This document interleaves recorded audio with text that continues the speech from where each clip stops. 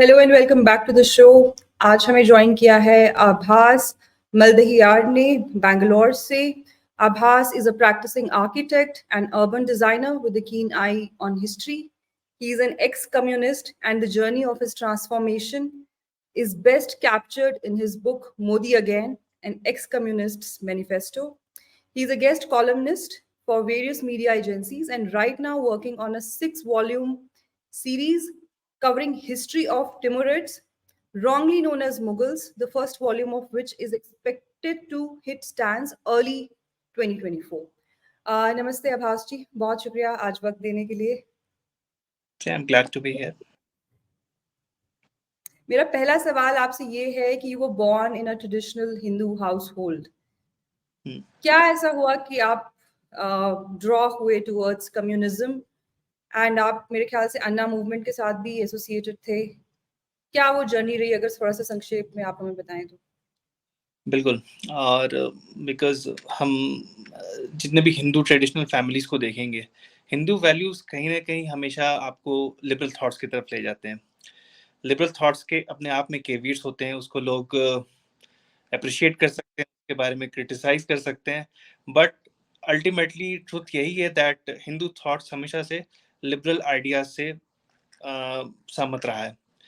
तो जब traditional Hindu family में आप ग्रो करते हो तो वहाँ पे आपको सारे वैल्यूज दिए जाते हैं कि आपको पूजा करना है सुबह में एंड व्हाटएवर, जिस तरह से नॉर्मल दिनचर्या होती है वो फॉलो होता है। लेकिन कहीं ना कहीं एक अगर आपसे कुछ गलती हो जाती है ऊंच नीच, तो कभी आपको कोई कुछ बोलने वाला नहीं है, कहीं कुछ उस तरह के ऑब्जेक्शंस नहीं आते हैं।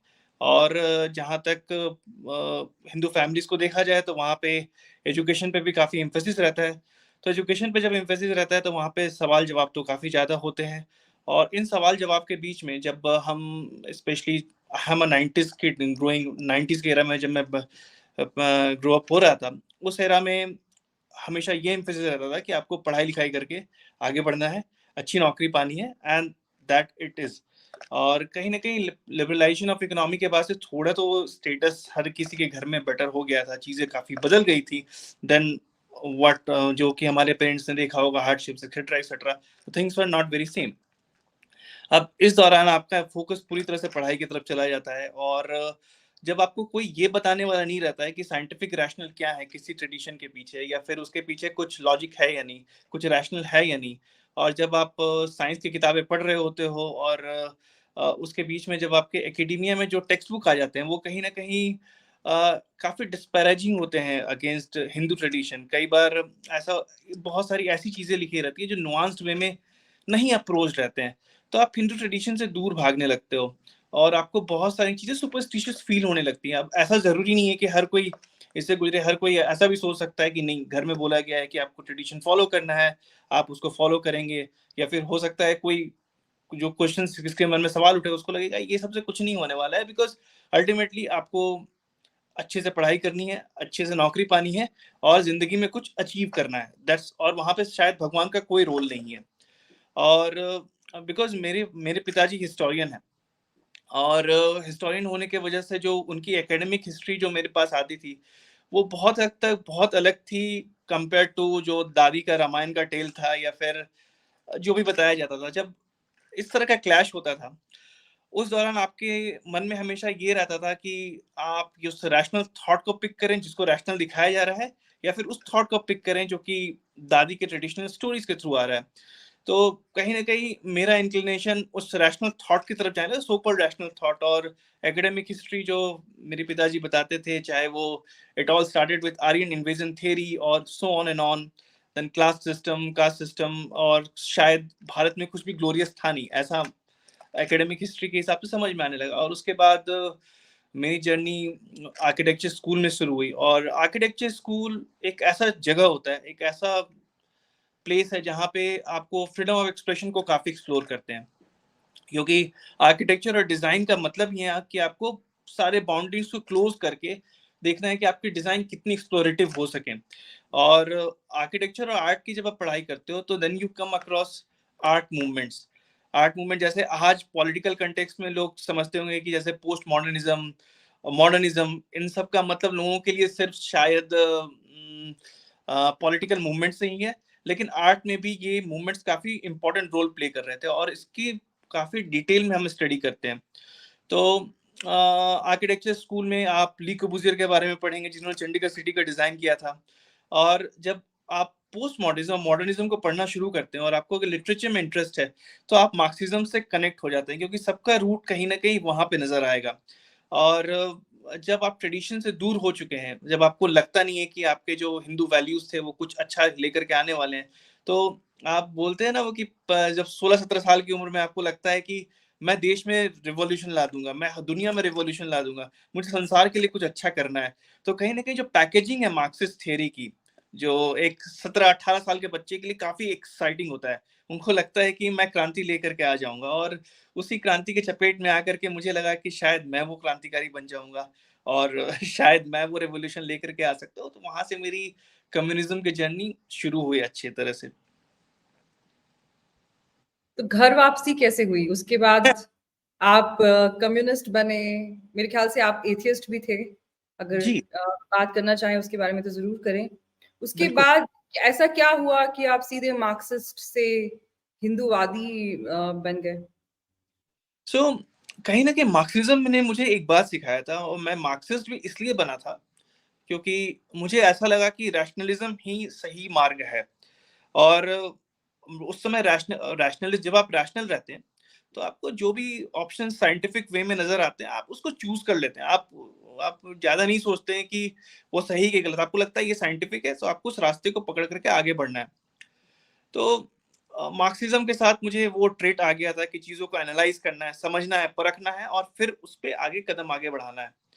और कहीं न कहीं ये जो ट्रेट था, उसके वजह से मेरी घर वापसी भी हुई मैं बोल सकता हूँ। और अगर मैं उसको डिटेल में बताऊँ तो वो ऐसे होता है कि बिकॉज़ मैं हिंदू ट्रेडिशन से दूर हो चुका था और सब कुछ सुपरस्टिशियस लग रहा था। मुझे लगा कि अ, भगवान का मतलब मेरे लिए भगवान इक्वल टू गॉड ही हो गया था and I am very serious जब मैं ये बोल रहा हूँ बिकॉज़ जो वेस्टर्न वर्ल्ड व्यू है ऑफ लुकिंग एट गॉड और हमारा जो इंडिक वे है भगवान को देखने के लिए ये सेम नहीं है। It is not similar. तो जब एथीस्ट टर्म का भी जब डिस्कशन होता है तो atheist comes from a term called atheos जो कि ग्रीक टर्म है और उसका अर्थ होता है सिंपली कि आप भगवान में विश्वास नहीं रखते हो। और जो वेस्टर्न गॉड्स थे जितने भी सारे आउटवर्ड गॉड हैं, मतलब आप हमेशा भगवान को बाहर की तरफ देखते हैं। लेकिन आप कि जितने भी हिंदू ट्रेडिशन को देखेंगे, चाहे वो किसी भी तरह का हो, घूम फिर करके वो आपको अंदर के भगवान की तरफ ले जाता है। तो जब ग्रीक एथियोस का मतलब था कि आप उस भगवान के अगेंस्ट जा रहे हो या फिर उस भगवान में आप यकीन नहीं कर रहे हो या फिर आप मानते नहीं हो कि वो एग्जिस्ट करता है। उसके बाद आगे के पीरियड में जब हम बढ़ते हैं मिडिएवल एराज में एथिस्ट का टर्म इनफैक्ट क्रिश्चियंस और मुस्लिम्स एक दूसरे के अगेंस्ट यूज करने लगे कि जो मेरे गॉड को नहीं मानता है वो एथिस्ट है। और इसके बारे में काफी अच्छे से डिस्कस किया है कैरन आर्मस्ट्रांग ने। शी इज अ हिस्टोरियन जिन्होंने क्रूसेड्स के बारे में काफी किताबें लिखी हैं। तो अगर हम एथिज्म को समझना चाहें वेस्टर्न व्यू से जहां से वो ओरिजिनेट हो रहा है, इसका सिंपल मीनिंग है कि अब्राहमिक या फिर वेस्टर्न गॉड के को आप नहीं मानते हैं। अब जब हम इंडिक ट्रेडिशन को देखते हैं तो इंडिक ट्रेडिशन में हमारे षड सिद्धांत हैं या फिर षड दर्शना जिसको बुलाते हैं, हमारे 6 फिलॉसफीज हैं। आस्तिक फिलॉसफी जिसको बुलाते हैं, उसमें समख्या है, उसमें न्याय है, उसमें मीमांसा आता है और उसमें योग है। सो हमारे पास 6 फिलॉसफीज हैं। बड़ी इंटरेस्टिंग बात यह है कि मीमांसा फिलॉसफी में बोलते हैं कि वेद वेद परम है और वो भगवान में जो क्रिएटर गॉड है उसमें विश्वास नहीं रखते हैं कि आप वेद से कर्म कांड कीजिए और उस भगवान को मानने की जरूरत नहीं है क्रिएटर गॉड में। तो उस पर्सपेक्टिव से अगर हम देखें तो जिसको आप आस्तिक बुला रहे हैं, मतलब जो सबसे ट्रेडिशनलिस्ट स्कूल है मीमांसा स्कूल, वो तो उस क्रिएटर गॉड को ही नहीं मान रहा है। सो कहीं ना कहीं ये डेफिनेशंस वो मैच नहीं करते हैं। अब संख्या का भी कुछ ऐसा ही होता है। लेकिन अभी मैं उसमें डिटेल में नहीं जा रहा हूँ, लेकिन अगर मैं अपने पर्सपेक्टिव से मानना चाहूँ तो हाँ, मैं भगवान में बिलीव करना छोड़ दिया था क्योंकि मैं ट्रेडिशन से दूर हो गया था। और और इंडियन सिस्टम से अगर आप ट्रेडिशन से दूर हैं तो आप नास्तिक हो जाते हैं। तो मैं नास्तिकवादी हो चुका था कहीं ना कहीं। और एक जर्नी थी। सबको अजंता एलोरा केव्स के बारे में पता होगा। सो मैं कॉलेज में एज अ फैकल्टी पढ़ा रहा था और एक स्टडी ट्रिप थी। उस स्टडी ट्रिप में मैं स्टूडेंट्स के साथ गया था और ये मेरी पहली ट्रिप थी अजंता केव्स के लिए, और उस समय तक जो अजंता या एलोरा केव्स के बारे में जो मेरी जानकारी थी, वो मेरे हिस्ट्री ऑफ आर्किटेक्चर के किताबों से आ रही थी। और हिस्ट्री ऑफ आर्किटेक्चर या फिर के सब्जेक्ट का मतलब ये था कि आपको 10 मार्क्स का एक क्वेश्चन आता था that you have to draw a sketch of Kailasha temple. So आपने वो स्केच बना दिया, आपको 10 मार्क्स मिल गए। आपको नहीं पता है कि कैलाशा टेम्पल क्या है, मुझे भी वो मार्क्स मिल गए थे, लेकिन मुझे पता नहीं था कि क्या वो है। जब मैं वहां पे अजंता पहुंचा एंड और एलोरा, मैं फ्लैबरगास्टेड हो गया उसके ग्रैंडियर को देख करके। मुझे लगा मैं कहाँ पहुंच गया हूँ। और जब मैं अजंता केव्स में फर्दर घुसा, तो अजंता केव्स में एक बड़ा अनयूजुअल फेनोमेनन था। तो जब आप केव के अंदर घुसते हैं, you step down inside the cave. So आप अंदर गए, 1 step down, 2 step down, 3 step down. So पूरे केव में एक गड्ढे के जैसा क्रिएशन है। सो मैं क्यूरियस था समझने के लिए वो गड्ढा क्यों बना हुआ है, क्योंकि आप बाकी के जितने भी केव आर्किटेक्चर में जाएंगे, आप स्टेप अप करते हैं, आप अंदर जाओगे थोड़ा सा और स्टेप अप करोगे, उस तरह का गड्ढा कहीं और नहीं होता है। तो I was curious, but guide के पास उसका जवाब नहीं था। तो शाम में एक प्रोफेसर देशपांडे हैं, वो काफी फेमस एकेडमिशियन आर्किटेक्ट हैं औरंगाबाद के। तो उन्होंने एक्सप्लेन किया मुझे शाम में, उन्होंने मुझे सवाल दिए और बोला कि आप अजंता केव्स के अंदर क्या देखते हो। मैं बोला मैं पेंटिंग्स देख रहा हूँ। तो पेंटिंग्स वो कैसे बनता था, तो उन्होंने बताया। मैंने बोला कि पेंटिंग्स कलर से बनता था। तो कैसे कलर्स थे वो, तो ऑर्गेनिक कलर्स थे, और केव के अंदर तो अंधेरा है, तो ऑर्गेनिक कलर्स को आप यूज करके पेंटिंग करने के लिए भी आपको लाइट चाहिए। उस समय लाइट का सोर्स क्या था, तो मैंने बोला लाइट का सोर्स तो या तो सन सूरज है, या आपके पास आग है, और कोई लाइट का सोर्स नहीं है। तो अगर वो आग का इस्तेमाल करेंगे, तो आग के इस्तेमाल करने से क्या होता है कि वो ऑर्गेनिक कलर्स कार्बन से खराब हो जाते हैं, दे कांट एग्जिस्ट।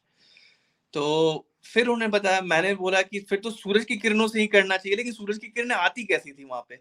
तो फिर उन्होंने एक्सप्लेन किया, एक वुडन मॉडल था उनके घर पे, उसको दिखा करके एक्सप्लेन करके दैट ये जो गड्ढा है उसमें वो पानी डालते थे, तो लार्ज डिच। और because Ajanta caves faces south, तो सन काफी ऊपर होता था, और वो सन रेस को रिफ्लेक्ट करा करके लाइट जनरेट करते थे मॉन्क्स, और फिर वो पेंटिंग किया करते थे। And I was like wow, I was फ्लैबरगास्टेड कि जिनको मैं बेवकूफ और सुपरस्टिशियस समझ रहा था, मॉन्क्स एंड साधु, आप जो भी उनको बोले, वो so called Snell's law of reflection use करके लाइट जनरेट कर रहे थे, जो आज तक हम आर्किटेक्चर मार्वल में हमारे आर्किटेक्चर प्रोफेशन में अभी भी हम नहीं कर पाते हैं वैसे। And that was a, I was taken aback, और मुझे लगा कि मुझे और पढ़ना चाहिए इसके बारे में। और मैंने अजंता केव्स के बारे में पढ़ना शुरू किया। वो मुझे बुद्धिस्ट लिटरेचर की तरफ ले गया, और बुद्धिस्ट लिटरेचर आपको कहीं ना कहीं उपनिषद की तरफ ले जाता है, और फिर कहीं ना कहीं वेद को समझने की कोशिश। So it was more like a backward journey.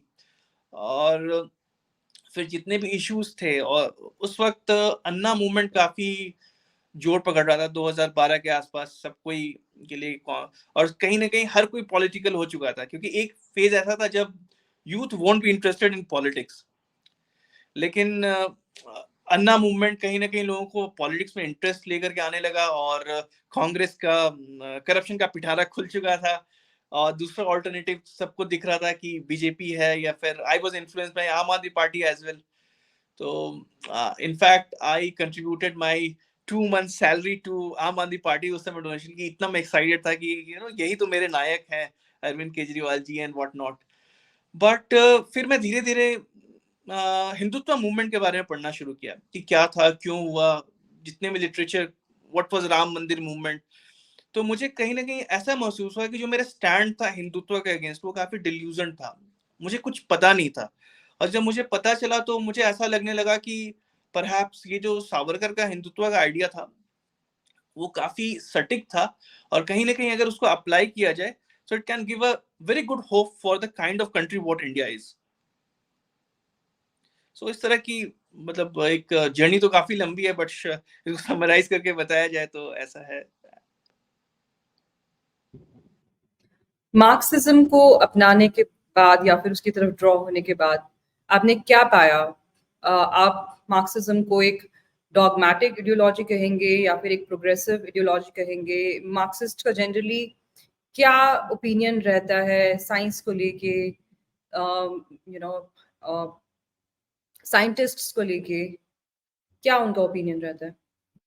ये बड़ा इंटरेस्टिंग केस है क्योंकि मार्क्सिस्ट खुद को बड़े साइंटिफिक बुलाते हैं, और जब भी ये बोला जाएगा कि मार्क्सिज्म क्यों यूज करना है, ये सोशलिज्म क्यों यूज करना है, एक साइंटिफिक टेम्परामेंट की बात होती थी। जब भी हम नेहरूवियनिज्म की बात करते हैं जो कि सोशलिस्ट आइडिया से इन्फ्लुएंस थी, तो एक हमेशा एक लाइन आ जाता है कि वो बड़ा ही साइंटिफिक टेम्परामेंट था। तो सिमिलर थॉट मेरे भी थे, एंड बिकॉज वो रैशनल नजर आता था, और वो बोलते हैं ना कि grass is always greener on the other side. और उसके साथ साथ ऐसा भी होता है कि जब आप उसमें, Marxism is like a cult, और कल्ट को अगर डिफाइन किया जाए तो वो ऐसा होता है कि आप जिस सिस्टम में एंटर कर जाते हो वहां से बाहर नहीं आ सकते हो। So that is actually a very precise definition of cult. लेकिन I could come back because perhaps पहला रीजन ये था कि मैं शायद मार्क्सिज्म का चोला उस तरह से नहीं पहना था उतने डीपली। मैं शायद रैशनलिस्ट था और उस वक्त मार्क्सिज्म एक सही उपयुक्त मार्ग नजर आ रहा था। लेकिन जब मैं उनके बारे में पढ़ना शुरू किया तो सबसे पहले मार्क्स के लिटरेचर, उनके क्या ओपिनियन थे साइंस के बारे में, और ये सब दास कैपिटल में लोगों को नहीं मिलेंगे। उसके लिए आपको मार्क्सिस्ट पेपर्स, लेटर्स वगैरह जो आपस में एक्सचेंज करते थे, वहां पे वो आइडियाज आते हैं। तो एक बड़ी इंटरेस्टिंग स्टोरी है डार्विन और कार्ल मार्क्स के बीच में। सो इवेंचुअली दोनों काफी क्लोज फ्रेंड हुआ करते थे। और जब Darwin came up with this theory of evolution, so और वो स्पीसीज की बात कर रहे थे, ही वाज सेइंग दैट हर कुछ इवॉल्व करता है। और Marx was very happy that अब मैं साइंटिफिकली ये बोल सकता हूँ कि जो क्लास थियरी है वो पेड़ों के बीच में भी है। क्लास थियरी हर स्पीसीज में एग्जिस्ट करता है, और मैं I am not making anything. In fact ये सारी चीजें रिकॉर्ड्स में अवेलेबल हैं, and I have written about it to using those records. So he was so impressed. और उसके बाद इनफैक्ट मार्क्स जब अपनी बुक लिख रहे थे, he wanted Darwin to write a foreword for his book.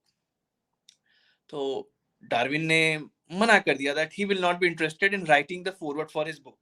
और जब ऐसा हुआ तो फिर मार्क्स और डार्विन के बीच में काफी दूरी पनपने लगी, और मार्क्स डार्विन के क्रिटिक हो गए। एक समय जब वो उसकी थ्योरी ऑफ एवोल्यूशन को काफी अप्रिशिएट कर रहे थे, उसके बाद ही स्टार्टेड क्रिटिसाइजिंग इट। और वो काफी लेम रीजंस दे रहे थे। एंजल्स जो जिनके साथ उन्होंने दास कैपिटल लिखा है, उनके लेटर में मेंशन दैट डार्विन अपने मार्ग से रास्ते से भटक रहा है, या फिर उसके जो आइडियाज हैं वो डिटरमिनिज्म को सब्सटैंशिएट नहीं करते हैं। So you can see a very strong criticism of Darwin, सिर्फ इसलिए कि उन्होंने एक फॉरवर्ड लिखने से मना कर दिया। दूसरा रीजन ये था कि कहीं ना कहीं उनको ये लगने लगा कि जो, क्योंकि Marxism works in a equation, वो इक्वेशन एंड डिटरमिनिज्म, पहले से आइडियाज डिटरमाइंड है कि this has to work in this way, that's how you work. और it is always based on equation that this has to be oppressor, there has to be oppressed, और वहां से ही resultant निकलता है। If this is not existing, the whole system will not work. और जब आप इंडियन सिस्टम में अडॉप्शन देखेंगे तो इसलिए उन्होंने जो क्लास स्ट्रगल था उसको कास्ट स्ट्रगल में बदलने का कोशिश किया। इन्होंने इसको कई बार teacher against the student, employ against the employer, so they always create this kind of conflicts of to fit in this equation. और उसके बाद जब आप मार्क्स के बाद भी आगे पढ़ने की कोशिश करेंगे लेनिन के बारे में, सो यूएसएसआर में फिजिक्स की हालत बहुत खराब थी। अभी सब लोगों ने ओपेनहाइमर देखा होगा about atom bomb and nuclear physics etcetera etcetera. उसमें कई बार ये बात का जिक्र होता है कि रशियंस एटम बॉम्ब बना रहे हैं कि नहीं बना रहे हैं। But that has been written from a perspective कि उस वक्त अमेरिकन क्या सोच रहे थे। जब जो डॉक्यूमेंट्स रिवील करते हैं वो इतना इंटरेस्टिंग है। वो एटम बॉम्ब इसलिए नहीं बनाना चाह रहे थे क्योंकि एटम बॉम्ब को बनाने के लिए आपको मॉडर्न फिजिक्स का रिक्वायरमेंट है, you require quantum mechanics.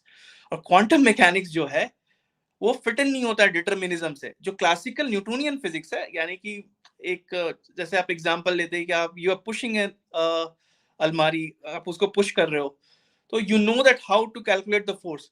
the moment it goes to the quantum level, it is not determinate, it's not something जो आपके आंखों के सामने आ रहा है।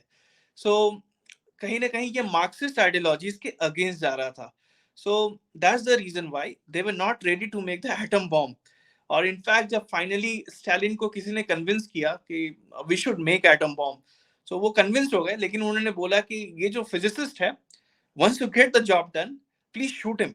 And this is coming from the record of the Marxists themselves कि ऐसा हुआ। इनफैक्ट लेनिन ने एक पूरा मैनुअल लिखा था कि फिजिक्स कैसे स्टूडेंट्स को पढ़ाया जाए, और वहां पे complete criticism of modern physics है। जो मॉडर्न फिजिसिस्ट थे या क्वांटम फिजिसिस्ट, उनको काफी प्रोसिक्यूट किया गया, and everything comes out in record. So इस तरह का टेम्परामेंट तो can certainly make us believe कि मार्क्सिस्ट, लेनिनिस्ट और Stalinist were not the people of the science for sure. वो dogmatic थे, they are working in the prophecy of the Marx. क्या difference आप देखते हैं ब्रांड ऑफ कम्युनिज्म में, जो जो ब्रांड ऑफ कम्युनिज्म आपको मिलेगा चाइना में या रशिया में, या फिर जो टाइप ऑफ कम्युनिज्म आपको इंडिया में मिलेगा? इसमें बहुत ज्यादा बहस होती है कि वहाँ के जो कम्युनिस्ट्स हैं वो अपनी कंट्री को सपोर्ट करते हैं और they keep the interest of their country at the heart of it, but हमारे यहाँ जो कम्युनिस्ट्स हैं they are mostly entire state. कैसे देखते हैं आप इस आर्ग्यूमेंट को? So हमारा जो कम्युनिज्म है कहीं ना कहीं it's more on the USSR model, और उससे भी थोड़ा ज्यादा हद तक गिर चुका है। लेकिन जो चाइना का कम्युनिज्म है, वो China communism rose because of nationalism. Because जब चाइना में क्राइसिस चल रही थी 1940s के एरा में, और जब फार्म मूवमेंट्स पिक कर रहा था and they were facing operation from the Japanese, so उस वक्त माओ केम इनटू पिक्चर, और माओ ने लोगों को रेज किया ऑन द नेशनलिस्टिक लाइंस। उसने कभी फार्मर से ये बात नहीं की कि मैं तुमको सोसाइटी में इक्वलिटी दिलाऊंगा। उन्होंने कभी क्लास की बात नहीं की, उन्होंने बात की नेशनलिज्म की। और बिकॉज ऑफ जो कि वो नेशनलिज्म की बात कर रहे थे, तो सब लोगों ने उनका साथ दिया। और it took till 1960s। 1960s में पहली बार कम्युनिज्म के बारे में चाइना में बात होनी शुरू हुई कि कम्युनिज्म क्या है। और माओ ने इनफैक्ट बहुत हद तक जो माओ थॉट जिसको बुलाते हैं, जिसको माओइज्म भी बुला सकते हैं हम, वहां पे काफी डिफरेंसेस है compare to how it was practice in USSR. USSR का जो पर्सपेक्टिव था वो काफी हद तक ग्लोबल था, बोल सकते हैं हम। इट वाज मोर अबाउट कि सारे कम्युनिस्ट भाई भाई हैं, और अगर बहुत ही नॉन नुआंस्ड वे में इसको बोला जाए तो that it's ultimately it's all one society. It was more on the line of adaption जो कि लेनिन ने किया था from Karl Marx. It was more of a value that अगर भारत में भी कोई परेशानी हो रही है तो हमको वहां पे भी आके इन्वॉल्व होना चाहिए। जैसे जो केरला का इलेक्शन था, पहला जनरल इलेक्शन, उसमें दिस काफी sound very Muslim to me somehow, क्योंकि ये मुसलमानों भी कॉन्सेप्ट है, यस मुस्लिम ब्रदरहुड का, which transcends like national yes boundaries. It sounds yes very similar. it's very similar, or because you said this, so if one looks into the way marks ने जिस तरह से history को देखने की कोशिश किया है, it is very identical to the ideas in the book of David. और अगर किसी ने कम्युनिज्म को बहुत क्लोजली पढ़ा है, बुक ऑफ डेविड को पढ़ा है, जो एक्लॉप्टिक का जो कॉन्सेप्ट आता है अबाउट कि एक there will be a end day, there will be a judgement day, it is certainly coming from there. यहाँ पे वो जजमेंट डे का यूज नहीं कर रहे हैं, but they are talking about thesis, antithesis and synthesis. So ultimately जो path है, path is about the turbulence, but they are all are waiting for finally एक यूटोपियन स्टेट में वो पहुंचेंगे। बट यूटोपिया इज समथिंग जो वो कभी हो नहीं सकता, because it is all based on जो मार्क्स का इक्वेशन है, it is based on certain parameter when you are determinant about something। अब जैसे, और हम बहुत हद तक इसको फॉलो करते थे, जो हमारा 5 year प्लानिंग कमीशन था, या फिर because I am an architect, तो मैं मास्टर प्लानिंग का एग्जांपल ले सकता हूँ कि सिटी में you live in Bangalore, so you know कि हमारा मास्टर प्लान फॉर 2030 भी आ रहा है। सो हमने पहले से चीजें इतनी डिटरमाइन कर दी हैं, वी फॉरगेट दैट चीजें ऑर्गेनिकली ग्रो करती हैं।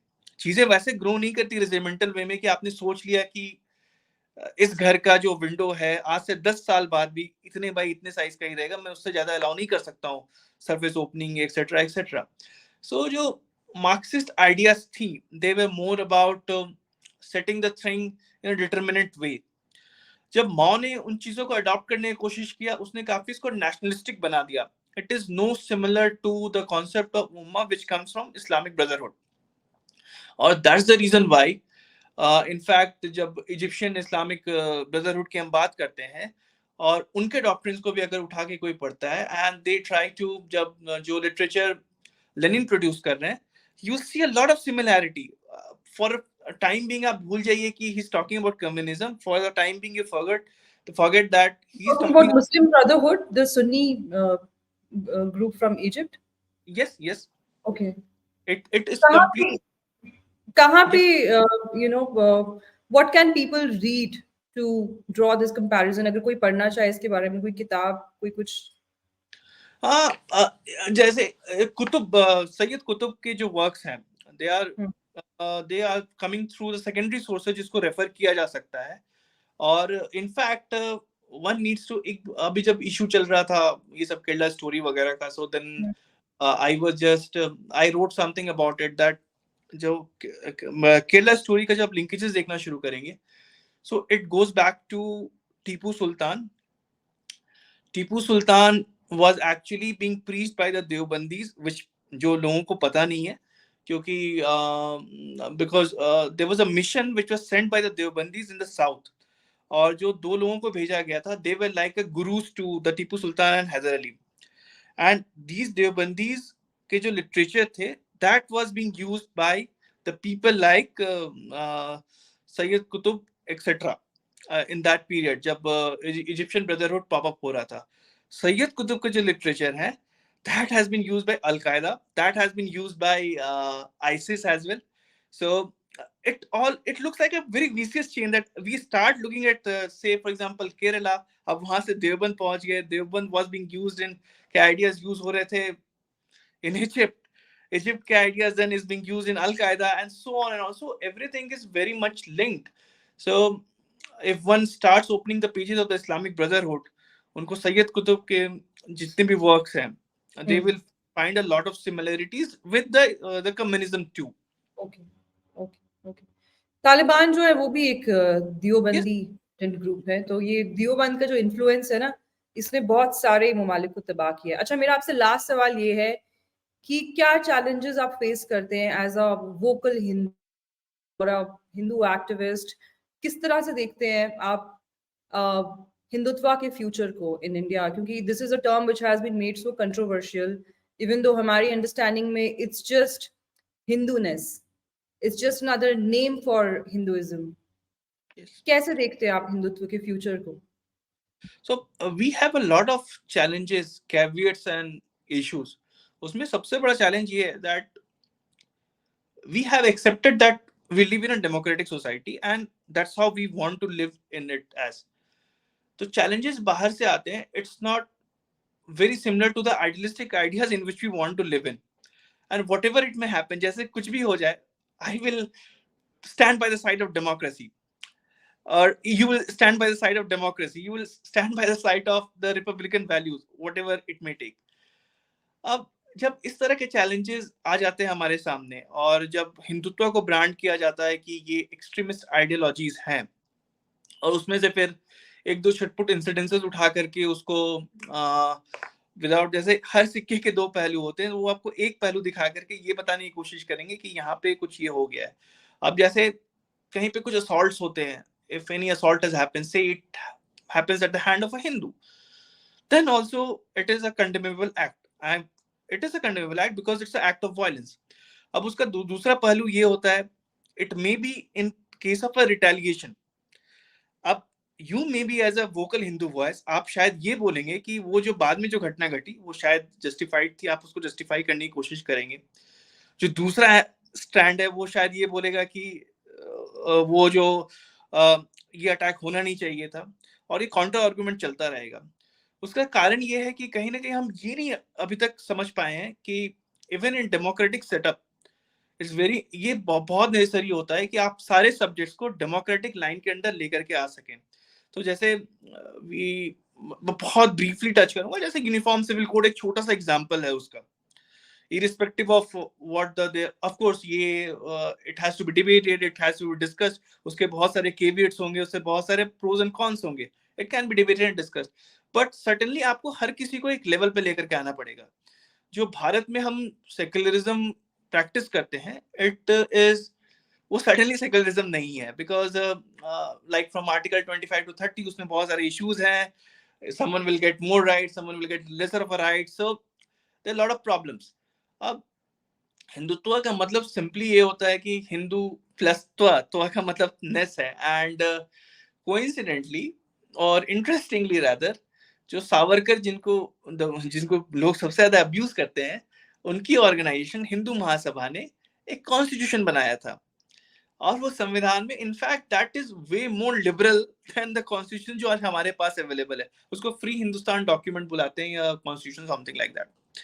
सो हिंदू आइडिया अगर इतना ही प्रॉब्लमेटिक होता तो पारसियों को तो यहाँ पे रहने नहीं देते। They lived happily here.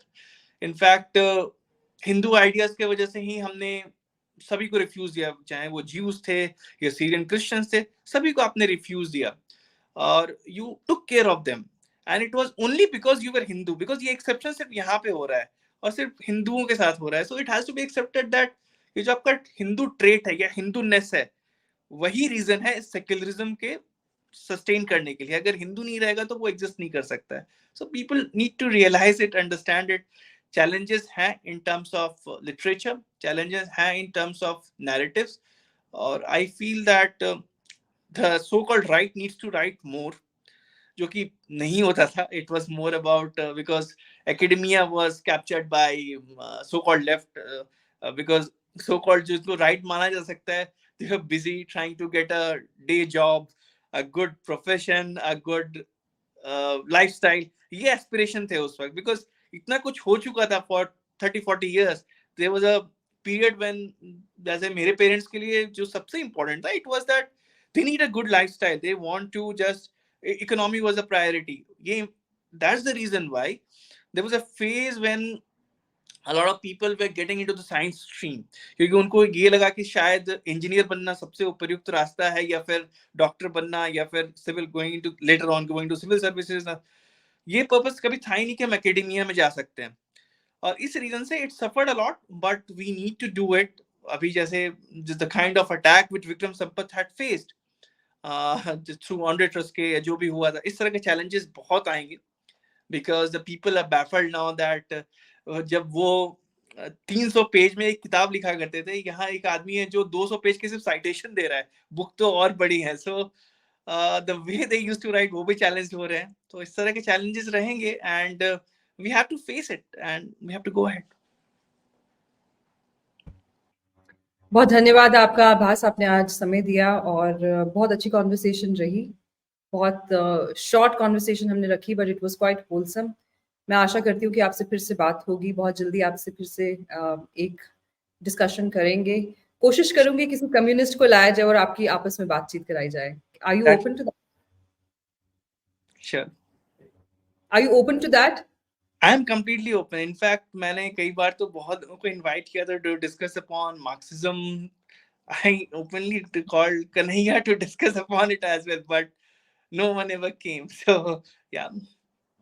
चलिए ठीक है, कोशिश करते हैं, देखते हैं अगर किसी को ला सकते हैं जो आपके साथ आमने सामने बैठ के बात कर सके। क्योंकि Sure. वरना क्या होता है कि लेफ्ट की तरफ से ये सुनने को मिलता है कि जो प्राइम मिनिस्टर मोदी के जो फॉलोअर्स हैं वो भी तो कल्ट फॉलोअर्स हैं। Prime Yes. मिनिस्टर मोदी का जो ऑरा है वो भी एक कल्ट फिगर का ऑरा है। तो of course it would be very interesting अगर दो लोग जिनके जो व्यूज है वो बिल्कुल ही ऑपोजिट है सामने आमने बैठ के बात करेंगे तो अच्छा रहेगा। ओके, सो आज के लिए यहीं पे वाइंड अप करते हैं and thank you so much again, bye for now. Namaste.